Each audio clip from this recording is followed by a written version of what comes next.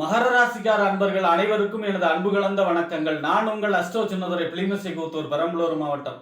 மகர ராசி பங்குனி மாத பலன் 2026 நிகழும் மங்களகரமான விசுவாவசு வருடம் தமிழ் மாதங்களில் 12வது மாதம், கடைசி மாதம். இந்த மாதத்துடைய இந்த விசுவாவசு வருடம் முடிவடைகிறது. இந்த கடைசி மாதத்தில் மகர ராசிக்காரர்களுக்கு எப்படிப்பட்ட கிரக நிலைகள் இருக்கிறது, அதனால் என்ன பலன்கள் ஏற்படும், இந்த மாதம் செய்யக்கூடிய வழிபாடுகள் என்ன, பரிகாரங்கள் என்ன என்பதையெல்லாம் பற்றி இந்த காணொலியிலே பார்ப்போம். இது போன்ற தொடர்ந்து தமிழ் மாத ராசி பலன்களை தெரிந்து கொள்ளவும், ஜோதிட தகவல்களை தெரிந்து கொள்ளவும் நமது சேனல் அஸ்ட்ரோ சின்னதுரை சப்ஸ்கிரைப் செய்து கொள்ளுங்க, லைக் பண்ணுங்க, நண்பர்களுக்கு ஷேர் பண்ணுங்க.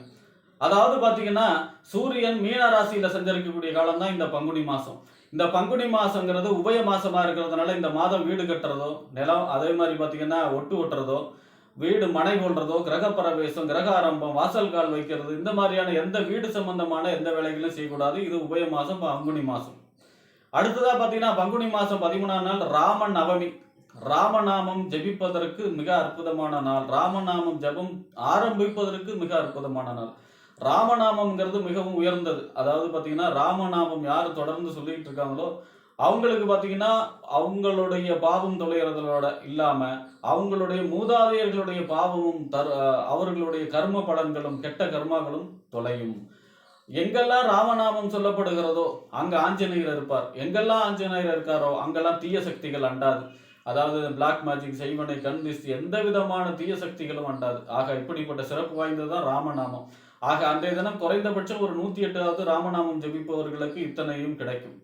அடுத்ததா பாத்தீங்கன்னா பங்குனி மாசம் 18ஆம் நாள் பங்குனி உத்திரம். விரதமிருந்து முருகப்பெருமானை வழிபாடு செய்வதற்கு மிக அற்புதமான நாள். அன்றைய தினம் பாத்தீங்கன்னா விரதமிருந்து முருகப்பெருமானை வழிபாடு செய்யறதும், திருக்கல்யாண கோயில்களுக்கு சென்று திருக்கல்யாண உற்சவத்தை, தெய்வங்களுடைய கல்யாணம் எல்லாமே பங்குனி உத்திரத்துலதான் நடந்திருக்கும். அன்றைய தினம் கோயில்களுக்கு சென்று திருக்கல்யாண உற்சவத்தை காண்பவர்களுக்கு திருமண தடை விலகும், திருமண வாழ்க்கை சிறக்கும், குடும்ப வாழ்க்கை சிறக்கும். அதே போல பிரிந்த கணவன் மனைவி ஒன்று சேரக்கூடிய யோகத்தை கொடுக்கும். ஆக இப்படிப்பட்ட சிறப்பு வாய்ந்த இந்த பங்குனி மாசத்திலே மகர ராசியை பொறுத்த வரைக்கும் உங்க ராசிக்கு 4ஆம் இடம் நோய் எதிரி. அதாவது 4ஆம் இடங்கிறது வீடு, வண்டி, வாகன, மனை, தாயார், சொத்து, சுகஸ்தானம். இந்த 4ஆம் இடத்திற்கும் 11ஆம் இடம் என்று சொல்லக்கூடிய லாபஸ்தானம், மூத்த சகோதரஸ்தானம், அபிலாஷிகள் பூர்த்தியாகக்கூடிய இடம், நெருங்கிய நட்பு வட்டாரங்களை சொல்லக்கூடிய இடம். இந்த 4க்கும் 11 கூடியவர் செவ்வாய் உங்க ராசிக்கு 2ஆம் இடம், வாக்கு, தனம், குடும்பம், வருமானம் அப்படின்னு சொல்லக்கூடிய 2ஆம் இடத்துல சஞ்சரிக்கிறார். குரு பார்வையோட சஞ்சரிக்கிறார். எது வரைக்கும் சஞ்சரிக்கிறார் அப்படின்னா 19ஆம் தேதி வரை சஞ்சரிக்கிறார். 4ஆம் அதிபதி 2ல சஞ்சரிக்கிறார்னா ரியல் எஸ்டேட் தொழில் செய்பவர்களுக்கு வருமானம் பெருகும், வாகனத்தை தொழிலாக செய்பவர்களுக்கு வருமானம் பெருகும், அசையா சொத்து வாங்கக்கூடிய அமைப்பு, இந்த மாதிரி அசையா சொத்துக்கள் மூலமாக வருமானங்கள் பெருகக்கூடிய அமைப்பு, வாகனத்தை புதிய வாகனம் வாங்கக்கூடிய அமைப்பு, அல்லது பழைய வாகனத்தை போட்டு புதிய வாகனம் வாங்கக்கூடிய அமைப்பு.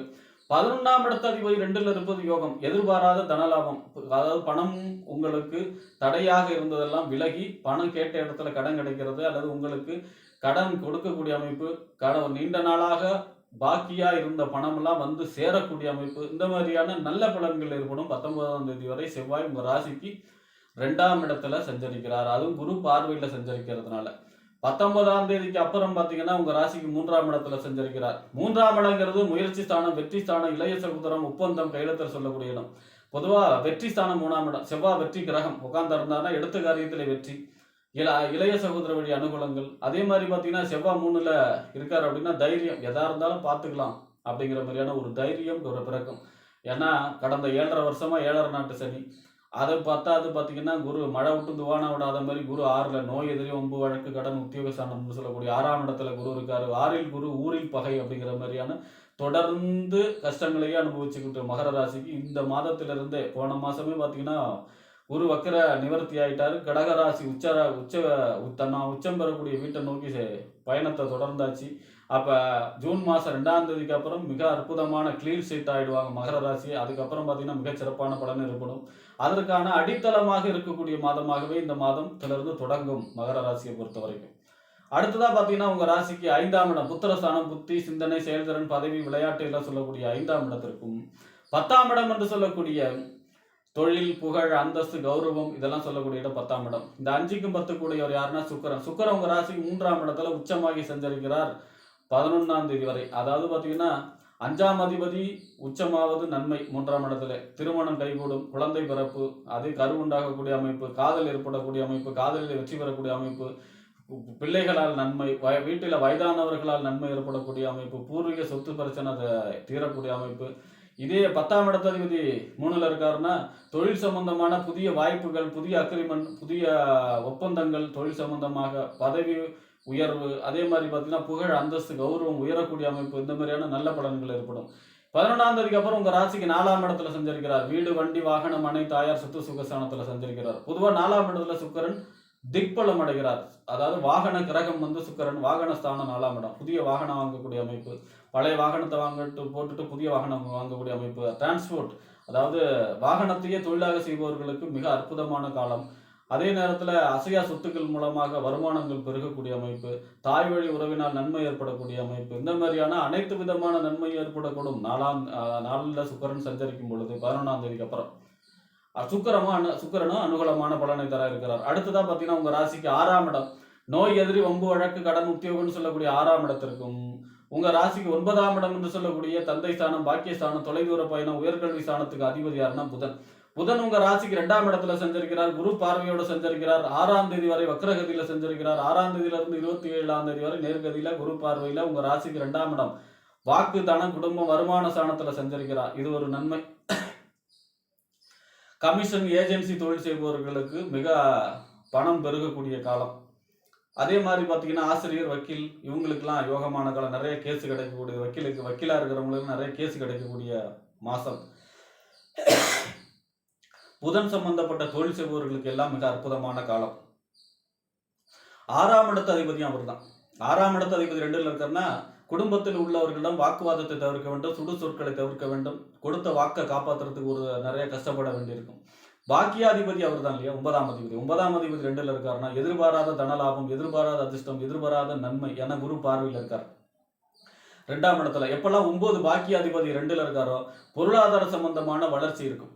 27ஆம் தேதிக்கு அப்புறம் அவர் 3ஆம் இடத்துல போய் நீச்சம் அடைவார். அடுத்ததா பார்த்தீங்கன்னா உங்க ராசிக்கு அஷ்டமாதிபதி சூரியன் 3ஆம் இடத்துல சஞ்சரிக்கிறார் இந்த மாதம் முழுவதும். பொதுவாக அஷ்டமாதிபதி சூரியன் 3ல் சஞ்சரிக்கிறார்னா இளைய சகோதர வழியிடம் கவனமாக இருக்க வேண்டும். இளைய சகோதரிடம் வாக்குவாதத்தை தவிர்க்க வேண்டும். இளைய சகோதரம் அவருடைய ஆரோக்கியத்திலையும் அக்கறை செலுத்த வேண்டும். உஷ்ண சம்பந்தப்பட்ட நோய்கள் பாதிக்கப்படலாம். காய்ச்சல் இந்த மாதிரியான உஷ்ண சம்பந்தப்பட்ட நோய்களால் பாதிக்கப்படலாம். அதே மாதிரி பார்த்தீங்கன்னா 3ஆம் இடத்துல சூரியன் இருப்பது நன்மை. ஆனால் அஷ்டமாதிபதியா இருக்கிறதுனால எடுத்த காரியத்தில் ஒரு சில தடை தாமதம் ஏற்படும். மற்றபடி அரசு சம்பந்தமான முயற்சிகள் வெற்றி தரும்.